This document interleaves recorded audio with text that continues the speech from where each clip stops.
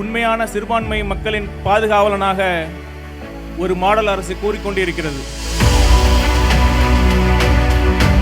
தீய சக்தியின் மடியில் ஏராளமான கனம் இருக்குது. அதனால அவங்க விரும்பினாலும் சிறுபான்மையர் நலனை பாதுகாக்க முடியாது. முக்கடல் சங்கமிக்கும் இந்த குமரி மண்ணின் மைந்தர்களே, தமிழ்நாட்டிலேயே கிறிஸ்துமஸ் விழாவுக்கென்று பெயர் பெற்ற இந்த அருமனை வாழ் சொந்தங்களே, ஸ்டீஃபன் அண்ணா அந்த பெயர்லாம் படிக்க வேணான்னு சொன்னார்.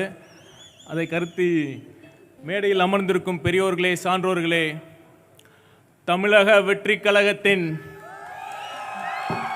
வெற்றி தலைவர் அண்ணன் விஜயின் நெஞ்சில் குடியிருக்கும்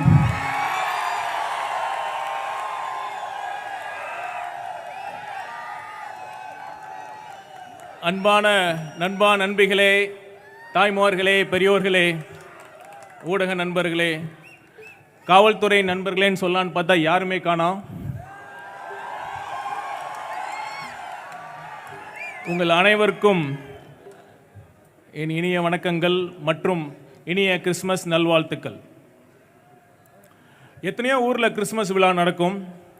ஆனால் இந்த அருமனையில் நடக்கிற மாதிரி சாதி மதம் கடந்து ஹிந்து, கிறிஸ்துவர், இஸ்லாமியர் என அனைவரும் சேர்ந்து கொண்டாடுற இந்த கிறிஸ்மஸ் விழா இருக்குல்ல, இதுதாங்க நம்ம வெற்றி தலைவர் அவர்கள் முன்னெடுக்கிற சமத்துவ கிறிஸ்மஸ் விழாங்கிறதுக்கான ஒரு சிறந்த எடுத்துக்காட்டு. ஆண்டவர் இயேசு பிரான் பெத்லஹேமில் பிறந்தார். ஒருவேளை அவர் தமிழ்நாட்டில் பிறக்க விரும்பியிருந்தால் இந்த குமரி மண்ணில் தான் பிறந்திருப்பார். ஏன் தெரியுமா?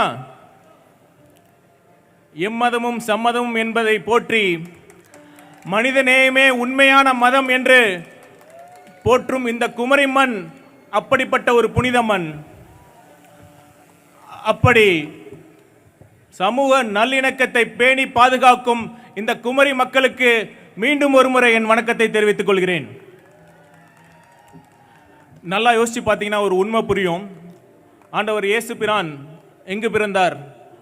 அரண்மனையில் இல்லை, ஆடு மாடு கற்ற தொழுவத்தில் பிறந்தார். இதில் ஒரு உண்மை இருக்கு, ஒரு செய்தி இருக்கு.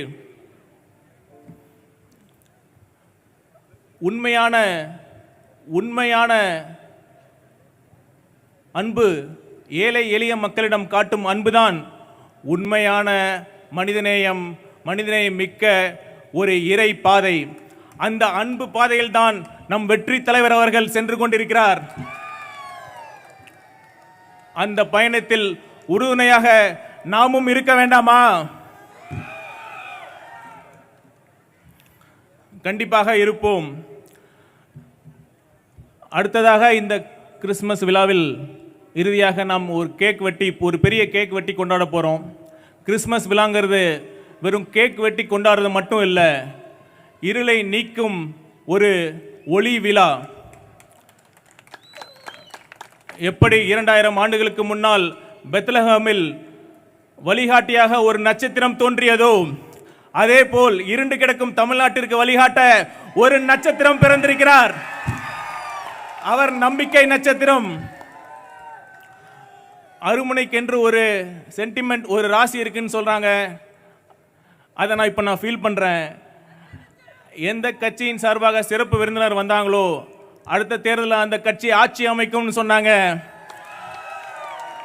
இந்த ஆண்டு கிறிஸ்துமஸ் விழாவில் தமிழக வெற்றி கழகத்தின் சார்பாக நானும் சகோதரர் ஆதவ் அர்ஜுனோ அவர்களும் கலந்து கொண்டிருக்கிறோம். நிச்சயமாக என்னால் சொல்ல முடியும், அடுத்த ஆண்டு தேர்தலில் தமிழக வெற்றி கழகம்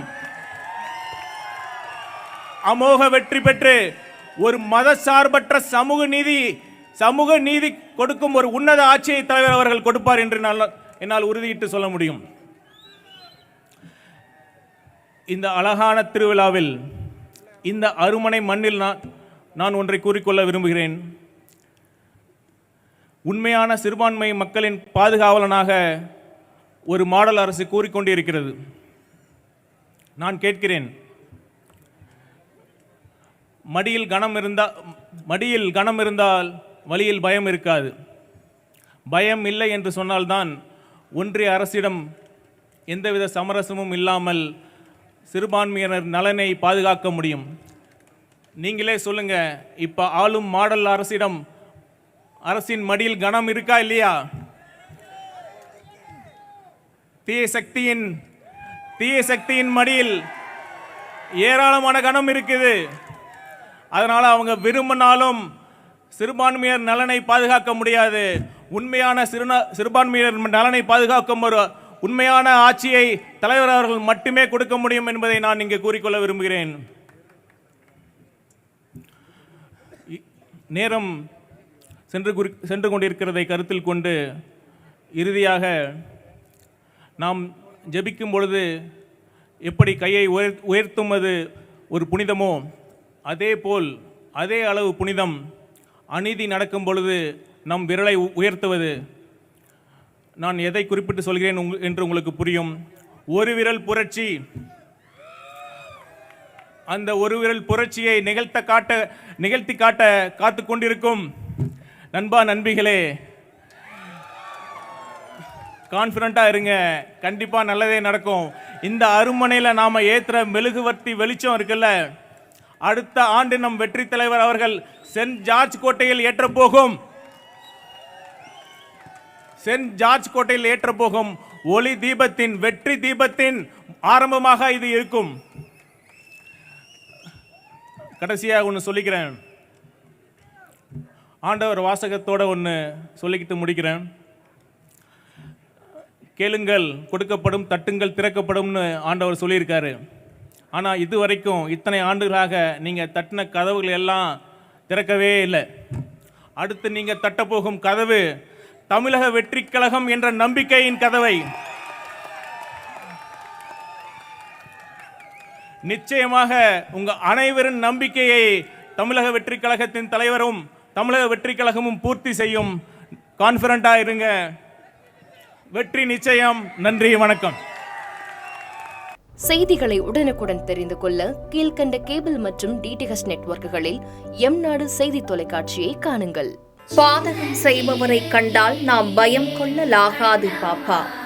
மோதி மிதித்து விடு பாப்பா, அவர் முகத்தில் உமிழ்ந்து விடு பாப்பா. அண்மை செய்திகளை உடனுக்குடன் தெரிந்து கொள்ள இணைந்திருங்கள் எம்நாடு தொலைக்காட்சியுடன்.